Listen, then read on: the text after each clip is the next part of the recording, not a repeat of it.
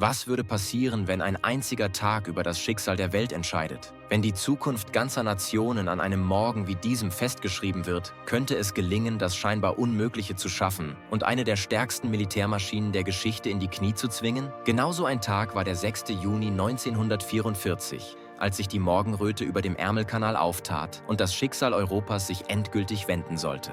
Die ersten Sonnenstrahlen trafen auf eine Szenerie, die ihresgleichen suchte. Die größte Armada, die die Menschheit je gesehen hatte, setzte sich in Bewegung. 7000 Schiffe jeglicher Größe durchquerten das eisige Wasser, beladen mit Soldaten, die wussten, dass viele von ihnen diesen Tag nicht überleben würden. Laut Historiker Anthony Beevor, der den D-Day detailliert beschreibt, führte der Mut dieser Männer zur Befreiung Europas. Ein Tag, der buchstäblich das Schicksal ganzer Generationen veränderte. Hinter ihnen donnerte eine Flotte von 20.000 Flugzeugen, bereit, die Normandie zu bombardieren, um der Invasion den Weg zu bereiten. Insgesamt verloren über 10.000 alliierte Soldaten ihr Leben und fast genauso viele Deutsche. Doch das war nur der Anfang. Dieser Tag, der als D-Day in die Geschichte einging, markierte den Beginn der größten Militäroperation aller Zeiten. Doch was brachte Männer aus allen Ecken der Welt dazu, ein solch massives Risiko einzugehen? Wie gelang es den Alliierten, den Atlantikwall zu durchbrechen, eine Verteidigungslinie, die laut Historiker Max Hastings die Festung Europas schützen sollte? Und welche unglaublichen Täuschungsmanöver hatten die Alliierten geplant, um die deutsche Verteidigung zu verwirren und schließlich zu überlisten? Der D-Day war weit mehr als eine militärische Operation. Es war ein verzweifelter, mutiger Akt gegen das Regime Hitlers. Unter absoluter Geheimhaltung planten die Alliierten eine Mission, die darauf abzielte, die Verteidigungslinien der Nazis durch Täuschungsmanöver und trickreiche Technologien zu überwinden. Und doch, trotz minutiöser Planung, verlief am D-Day nichts wie geplant. Die Wellen tobten und die Landungsboote wurden von einer Feuerhölle empfangen. Dies war ein Tag, an dem Helden geboren wurden. Junge Soldaten, die alles riskierten, während die Welt den Atem anhielt. In diesem Video tauchen wir tief in die dramatischen Stunden ein, die das Ende des Zweiten Weltkriegs einleiteten und den Anfang einer neuen Ära markierten. Die Operation Overlord, wie der D-Day in den Strategieplänen genannt wurde, nahm Ende 1943 mit einem entscheidenden Treffen im Iran ihren Anfang. Die Teheran-Konferenz brachte Churchill, Roosevelt und Stalin zusammen, die darüber stritten, wie sie das nationalsozialistische Deutschland am besten zurückdrängen könnten. Laut dem Militärhistoriker Anthony Beevor waren diese Verhandlungen der Anfang einer militärischen Revolution, bei der Stalin nachdrücklich eine schnelle Invasion an der Westfront forderte, um seine Truppen an der Ostfront zu entlasten. Bereits ab Januar 1944 liefen in Großbritannien intensive Vorbereitungen. In geheimen Lagern übten Hunderttausende alliierte Soldaten den Küstenkampf, den Historiker Max Hastings als den schrecklichsten Kampf ihres Lebens bezeichnete. Doch physisches Training war nur ein Teil der Strategie. Die Alliierten setzten auf eine psychologische Taktik, die die Deutschen gezielt in die Irre führen sollte. Die sogenannte Operation Fortitude, entwickelt von britischen Geheimdienstexperten, suggerierte eine Landung in Calais statt der Normandie.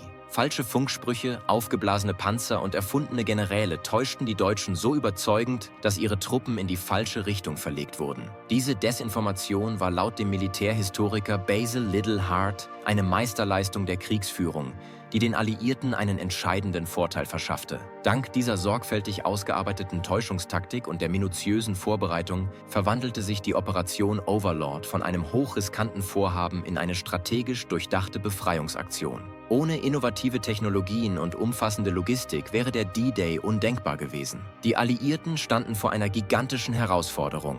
Um ihre Truppen sicher an den stark verteidigten Stränden der Normandie anlanden zu lassen, entwickelten sie spezielle Ausrüstungen und Hafenkonstruktionen. Besonders bedeutend waren die sogenannten Phoenix-Häfen. Diese gigantischen künstlichen Hafenkonstruktionen, laut Max Hastings ein Wunderwerk ingenieurtechnischer Kühnheit, wurden an die Küste geschleppt und bildeten eine mobile Plattform für die Versorgung von Mensch und Material. Neben diesen schwimmenden Häfen kamen die berüchtigten Churchill-Krokodilpanzer zum Einsatz, die Minen räumten und mit Flammenwerfern ausgestattet waren, um deutsche Verteidigungsstellungen auszuschalten. Minenräumpanzer und Matten zur Überwindung des Sandes erleichterten den Vorstoß der Soldaten an den Stränden. Solche technologischen Entwicklungen waren ein wesentlicher Bestandteil der Operation und halfen, die deutschen Verteidigungslinien zu schwächen und eine Grundlage für den Vormarsch zu schaffen. Die eigentliche Angriffsflotte bestand aus über 7.000 Schiffen und 11.000 Flugzeugen. Flugzeugen, eine Armada, wie die Welt sie nie zuvor gesehen hatte. Historikerin Cornelia Schmitz-Berning beschreibt dies als die größte jemals koordinierte Flottenoperation.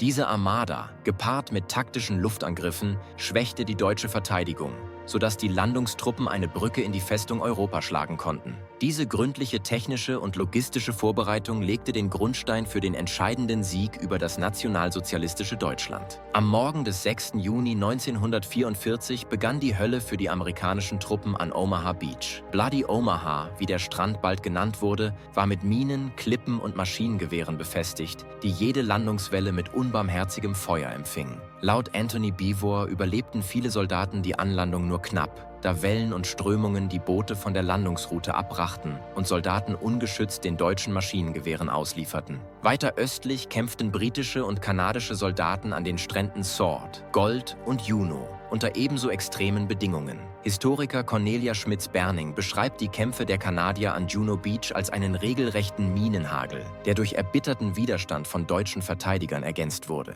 Die menschlichen Kosten dieses Tages waren enorm. Schätzungsweise starben über 4000 Soldaten an den Stränden der Normandie. Junge Männer, die oft keine Vorstellung von dem hatten, was sie erwartete, fanden sich in einem tödlichen Chaos aus Granaten und Maschinengewehrfeuer wieder. Für Historiker Max Hastings ist dieser Tag das Symbol für das Opfer und den Mut, der den Verlauf der Geschichte veränderte. Die blutgetränkten Strände der Normandie sind heute synonym für die schrecklichen Verluste und das Durchhaltevermögen der alliierten Truppen. Neben den Soldaten kämpften auch Kameramänner wie der 20-jährige Desmond O'Neill und der schottische Feldwebel Ian Grant für das Vermächtnis dieses Tages. Sie riskierten ihr Leben, um die grausame Realität der Landungen festzuhalten. Ihre Aufnahmen vermitteln die Geschichten der Männer, die an diesem Tag alles gaben, um Europa zu befreien. Laut einem Bericht von Anthony Beevor waren diese Bilder ein Dokument des unerschütterlichen Mutes. Die Soldaten selbst stammten aus allen Teilen der Welt und hatten oft kaum eine Vorstellung davon, was sie an den Stränden der Normandie erwartete. Ob Amerikaner aus Utah,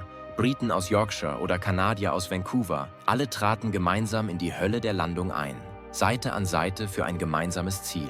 Die Historikerin Cornelia Schmitz-Berning beschreibt die letzten Momente vor der Landung als Momente stiller Kameradschaft, in denen Männer Abschiedsbriefe schrieben oder ein letztes Gebet sprachen. Die Nähe zu ihren Kameraden war oft das Einzige, was ihnen in den düstersten Momenten Halt gab. Die Geschichten und Opfer dieser Soldaten sind heute Symbole für die menschliche Stärke und Solidarität, die den Verlauf der europäischen Geschichte entscheidend beeinflussten. Hinter der militärischen Front tobte ein politischer Kampf um die Zukunft Frankreichs. General Charles de Gaulle, Anführer der französischen Resistance, bestand darauf, die Souveränität seines Landes zu wahren. Doch die Alliierten, vor allem Churchill und Roosevelt, standen ihm oft skeptisch gegenüber. Max Hastings beschreibt die Rolle de Gaulles als entscheidend, jedoch politisch schwierig, da die Alliierten Frankreich zunächst unter ihrer Kontrolle halten wollten. Die politischen Spannungen zwischen den Alliierten und de Gaulle spiegelten sich auch in der Zusammenarbeit mit der Resistance wider, die durch ständige Sabotageaktionen und Informationen zum Erfolg des D-Days beitrug. De Gaulle betrachtete diese Bewegung als unabdingbaren Bestandteil eines freien Frankreichs und bestand darauf, dass die Resistance in die Nachkriegsordnung eingebunden wird. Letztendlich mussten die Alliierten de Gaulle und die provisorische französische Regierung anerkennen, um den Rückhalt des französischen Volkes zu sichern. Die Historikerin Cornelia Schmitz-Berning beschreibt dies als einen politischen Kraftakt, der den Wert der Zusammenarbeit und die Unabhängigkeit Frankreichs in der Nachkriegszeit sicherte.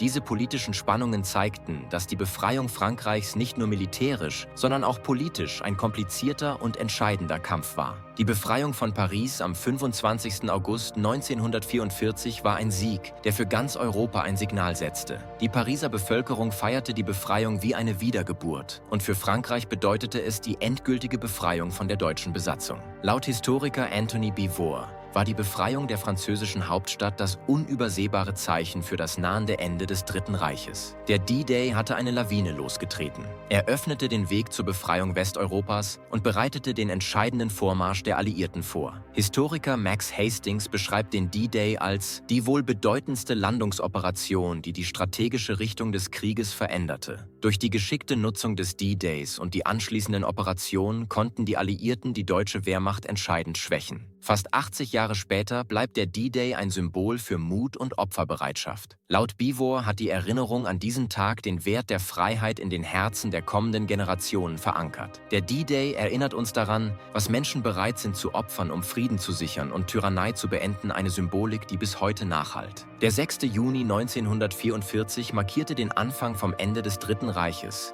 und stellte einen Wendepunkt in der Geschichte Europas dar. Über 130.000 Soldaten begaben sich in die Schlacht. Eine gewaltige Flotte von 7.000 Schiffen und 11.000 Flugzeugen setzte alles auf die Befreiung Europas. Dieser Tag, der als D-Day in die Geschichte einging, war weit mehr als ein militärisches Manöver.